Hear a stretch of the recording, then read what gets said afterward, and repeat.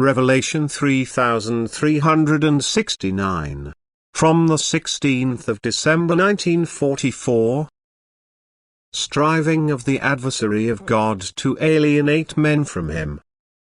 Spiritual development is so extremely important in earthly life and yet is mostly disregarded, and this is the work of God's adversary, whose endeavor is to prevent people as much as possible from thinking about their actual purpose in life.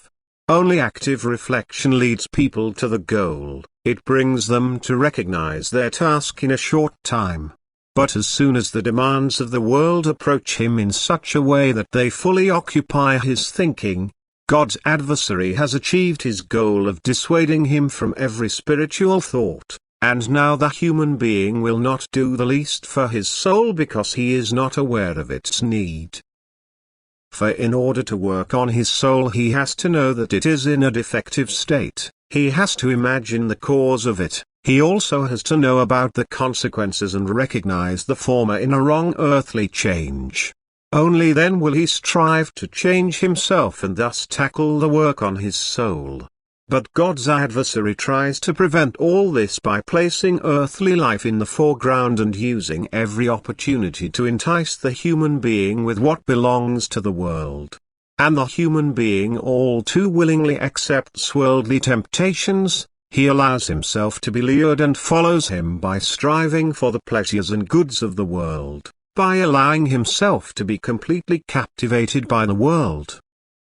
A person who still takes a liking to the world will never seriously ponder the meaning and purpose of his earthly life. He will never cultivate his inner life but only ever pay attention to the external. He will enjoy life to the full and not miss any opportunity to help the body to enjoy itself, while he will not think about his soul at all, and therefore he can never develop upwards as soon as he pays too much attention to the world. For this is part of him who wants to corrupt the soul, who believes he can diminish God's power and strength and therefore also seeks to distance the human being from God.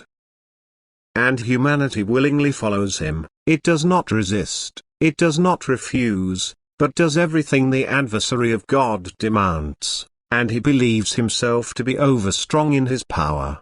People's will itself increases this power. The human being hands himself over to God's opposing power where he should offer resistance and can do so if he raises his thoughts to God and requests the strength from him.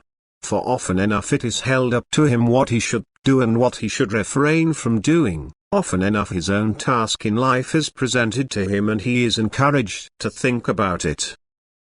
If he does not do so, it is his fault. For God truly does not lack opportunities where the human being can come to recognize his task in life. If he lets these opportunities pass he will have to answer for them, just as, conversely, he will receive grace upon grace if he strives to fulfill his task in life of his own accord and raises his thoughts to God. For God takes hold of every outstretched hand which appeals to him. But just as he never forces the human being's will to incline towards him if he strives towards his adversary. Amen.